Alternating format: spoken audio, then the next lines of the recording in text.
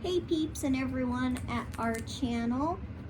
So, I know I promised to tell the peeps my coma story so that people would know what to expect in the afterlife if it's true.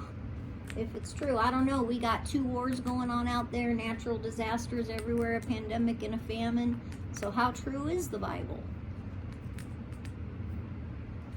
Anyhow, so my coma, it happened in my mid-20s when I was a normal, healthy girl, an honor student in college,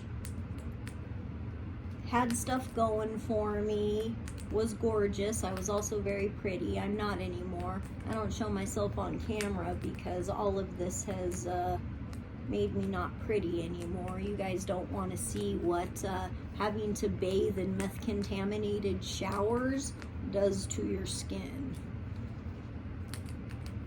And on top of that, I've been stuck here, unable to leave my house for so long that all my clothes are now kind of nasty and got holes in them and stuff. Anyhow, so my coma happened because I developed these 3rd-degree blisters and burns over like 80% of my body. They thought that I would be disfigured for life like Freddy Krueger, and somehow I miraculously healed. There's another miracle for you to add to my list. Is the doctors and everybody thought like they were prepping me for skin grafts. They thought I was gonna die. They thought that I would be scarred and disfigured for life like most burn patients are. Anyhow, in my coma, so I start feeling my soul drifting upward out of my body, which is interesting. If you go look up stories of near-death experiences, you will find that a lot of people tell the same exact few stories. There's one about going over a bridge. There's another about going through the tunnel into the light, and then there's another where people go downsies, and those are the least pleasant ones. And so I had the typical going through the tunnel into the light scenario, and so an angel came down. Well, she came out of the light, and she had long brown hair and a long white robe, like a choir robe, and she was glowing from the inside out with the light, like her skin was lit up by the light. She was glowing like, you know those little glow bug toys back in the 80s, like one of those, except like a bright yellow white light instead of like a green glow in the dark light, but like that. And she holds out her hand and she says, "Take my hand, I am sent by God." And I have this, is this it kind of moment. I don't know if I should trust her. I don't know who this lady is. I don't trust no one, like Tupac said. And, I figure it's better than the alternative. I don't want to know where I would go otherwise. So I end up going with her, and whoosh, we whoosh through the tunnel into this light, and I am just laying there floating in this light for a while. And once I get in the light, God says that something had happened, that I wasn't supposed to be there. There was a life review, so where they go through like everything in your life and decide if you've been good enough to go up or bad enough to go down.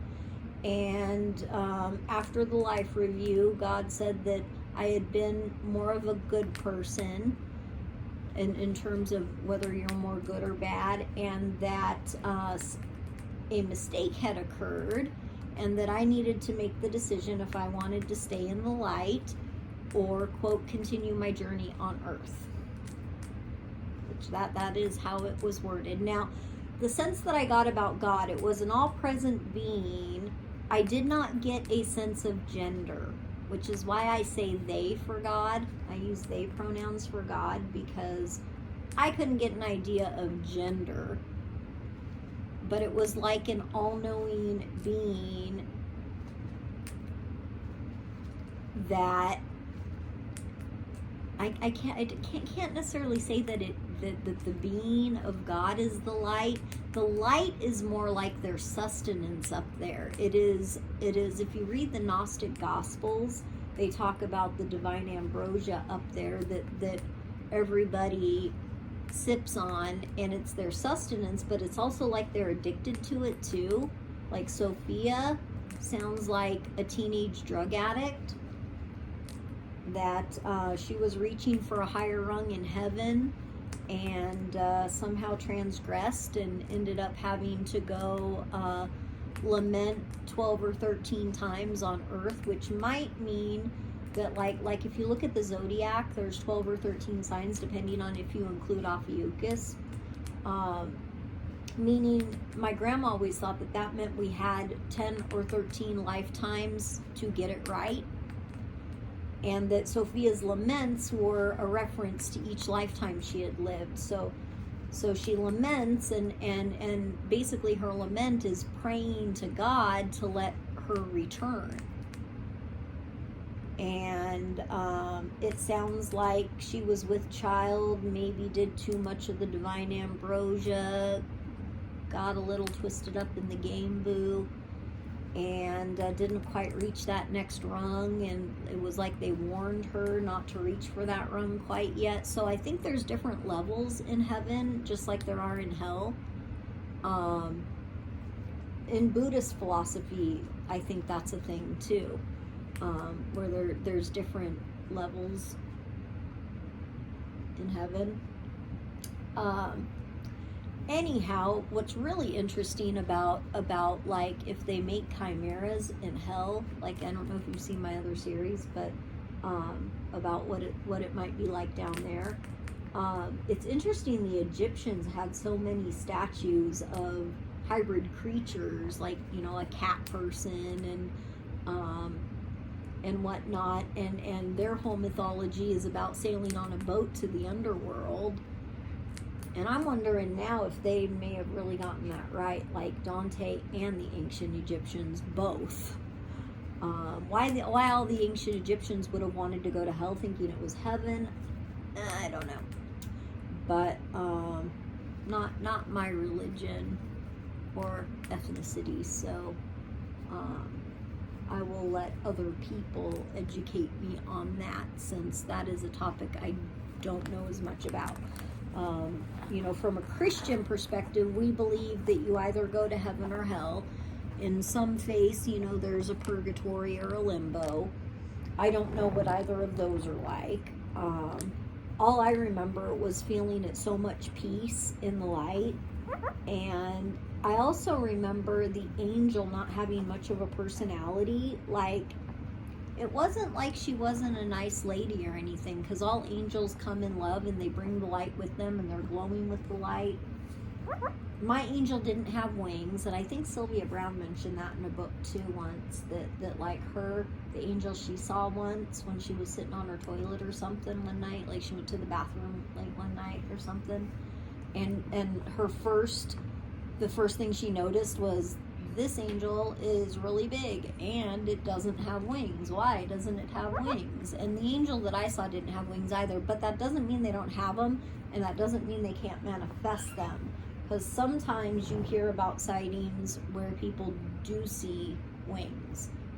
And I think Sylvia may have even, like, Sylvia was great in terms of she believed she was always learning, so sometimes she would learn more down the road and correct herself and say, hey, I didn't used to think angels have wings and now I do.